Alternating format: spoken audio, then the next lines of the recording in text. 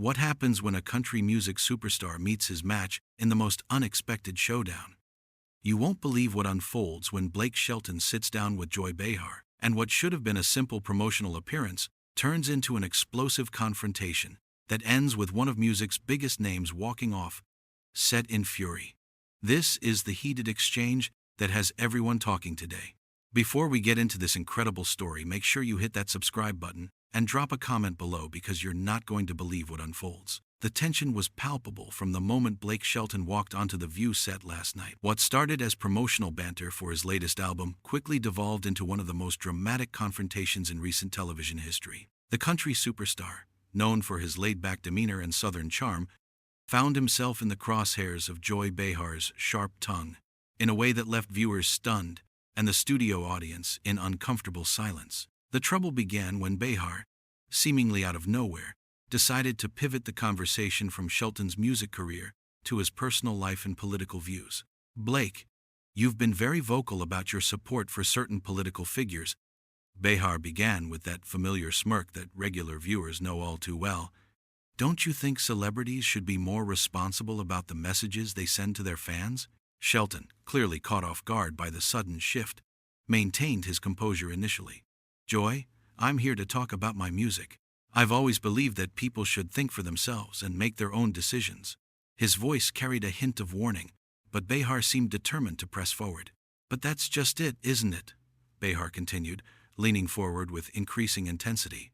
"You can't just hide behind your guitar when you've made statements that many people find problematic. Your platform comes with responsibility."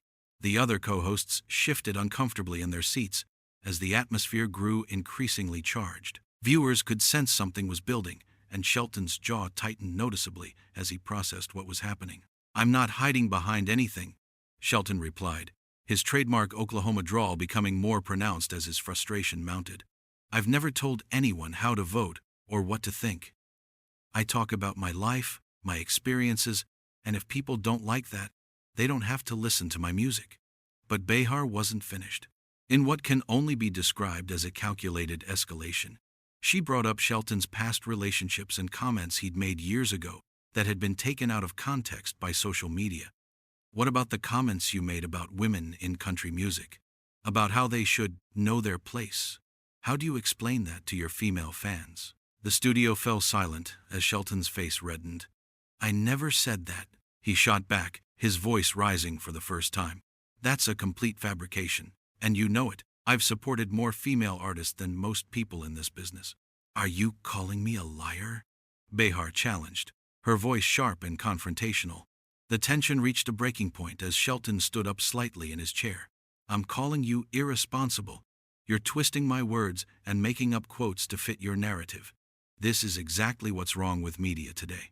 Behar, seemingly energized by getting a reaction, doubled down. "So now it's the media's fault? You can't take responsibility for your own words? This is typical behavior from someone who—" "Stop right there," Shelton interrupted, his voice now carrying real anger. "You invited me here under false pretenses. You said this was about my music, my tour, my new album. Instead, you're ambushing me with lies and twisted facts." The other co-hosts attempted to defuse the situation, but both Shelton and Behar seemed locked in their confrontation. The country star's publicist could be seen frantically gesturing from the side of the stage, but the damage was already being done in real time. "Blake, calm down," Behar said with a dismissive wave of her hand that only served to fuel his frustration. "If you can't handle a few tough questions, maybe you shouldn't be doing interviews." "Tough questions?" Shelton's voice cracked with indignation. "You're not asking questions. You're making accusations based on things I never said or did. There's a difference between journalism and character assassination." Behar rolled her eyes dramatically, a gesture that didn't go unnoticed by viewers or by Shelton himself. "Oh, please, don't be so dramatic. This is how interviews work in the real world." "The real world?" Shelton stood up fully now, his 6'5" frame towering over the interview table. "In the real world, people have conversations with respect and honesty. They don't twist words and manufacture controversy for ratings." The audience stirred uneasily as the confrontation intensified.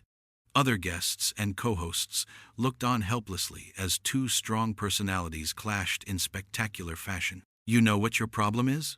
Behar continued, seemingly oblivious to, or uncaring about how the situation was spiraling. You think because you're some big country star, you can come on here and not answer the hard questions? Well, this isn't Nashville, sweetheart. The condescending tone of sweetheart was the final straw. Shelton's face transformed from frustrated to genuinely angry. Don't you dare talk down to me like that. I've been nothing but respectful since I sat down. And you've been hostile and dishonest from minute one. I'm being hostile? Behar laughed.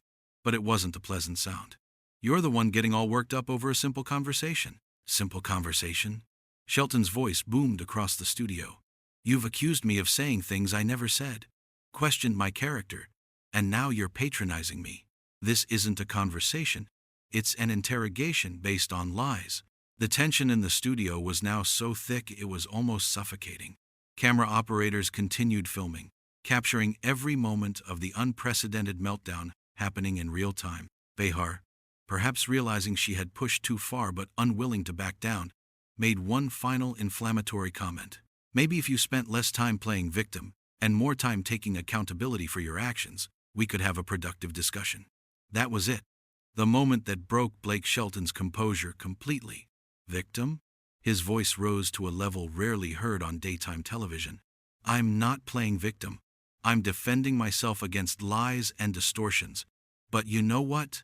I'm done. I'm not going to sit here and let you attack my character for your entertainment. Shelton began removing his microphone with shaking hands, his anger barely contained. This is the most unprofessional interview I've ever experienced. You should be ashamed of yourself. Blake, where are you going? One of the other co-hosts asked desperately, trying to salvage the situation. I'm leaving, Shelton declared, standing up and tossing his microphone onto the coffee table with a sharp thud that echoed through the stunned studio. I came here in good faith to talk about my music and my fans, not to be ambushed by someone more interested in creating drama than having a real conversation. Behar, still seated but clearly rattled by the intensity of Shelton's reaction, made one last attempt to maintain control. Blake, you're overreacting. No. Shelton cut her off sharply, pointing directly at her. I'm reacting exactly the way any decent person would react to being lied about and disrespected on national television. You owe me an apology, but I'm not going to hold my breath waiting for it. With that, Blake Shelton turned his back on the panel and walked off the set, leaving behind a stunned studio audience and a host who had clearly not expected her confrontational tactics to backfire so spectacularly. The cameras continued rolling as Shelton's footsteps echoed through the silent studio, capturing one of the most dramatic exits in talk show history. The remaining co-hosts sat in shocked silence as Behar attempted to regain her composure, but the damage was done. In a matter of minutes, what should have been a friendly promotional appearance had exploded into a full-scale confrontation that ended with one of country music's biggest stars walking away from the most watched daytime talk show on television. The raw emotion, the genuine anger, and the complete breakdown of what should have been a simple interview created a moment that will be talked about for years to come.